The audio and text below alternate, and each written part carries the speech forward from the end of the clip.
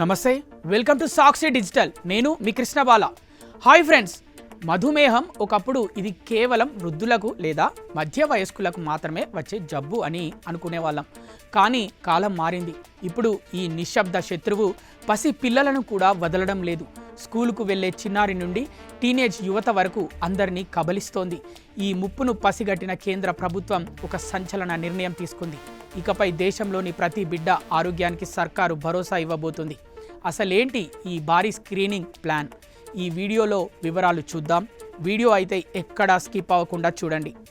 కేంద్ర ఆరోగ్య మంత్రిత్వ శాఖ ఇటీవల ఒక చారిత్రాత్మకమైన పాలసీ మార్పును ప్రకటించింది.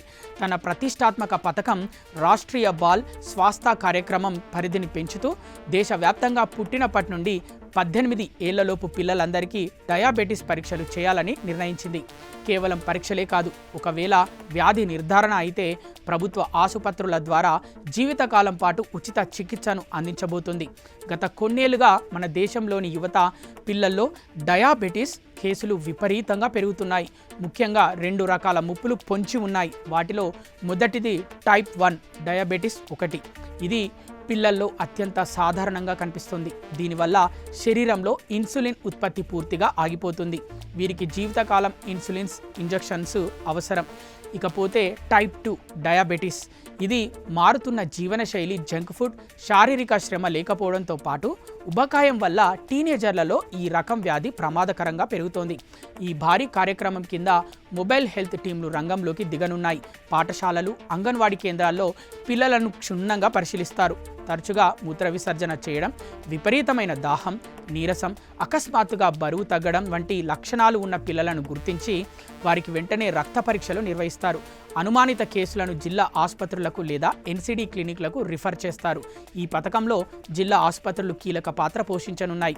అక్కడ డయాగ్నోస్టిక్ సేవలు, ఉచిత ఇన్సులిన్ థెరపీ, గ్లూకోమీటర్లు, టెస్ట్ స్ట్రిప్స్ వంటివన్నీ ఉచితంగా లభిస్తాయి. పేద కుటుంబాలకు ఇది ఒక గొప్ప ఊరట. ఎందుకంటే డయాబెటీస్ చికిత్సకు నెలకు ₹1000 ఖర్చవుతాయి. అలాంటిది ప్రభుత్వం ఉచితంగా జీవితకాల భరోసా ఇస్తోంది. ఈ సందర్భంగా వైద్య నిపుణులు ఒక కీలక హెచ్చరిక చేస్తున్నారు. కేవలం చికిత్స మాత్రమే సరిపోదు, నివారణ కూడా ముఖ్యమే. ప్రస్తుత కాలంలో పిల్లలు సెల్ ఫోన్లకు, టీవీలకు అతుక్కుపోతున్నారు. శారీరక శ్రమ తగ్గిపోతుంది. పాఠశాల స్థాయి నుండే ఆహారపు అలవాట్లలో మార్పులు రావాలని డాక్టర్ జుగల్ కిషోర్ వంటి నిపుణులు సూచిస్తున్నారు. లేకపోతే రాబోయే తరంలో డయాబెటీస్ ఒక పెద్ద భారంగా మారుతుందని వారు ఆందోళన వ్యక్తం చేస్తున్నారు. ఈ పథకం కేవలం మందులు ఇవ్వడానికే పరిమితం కాలేదు.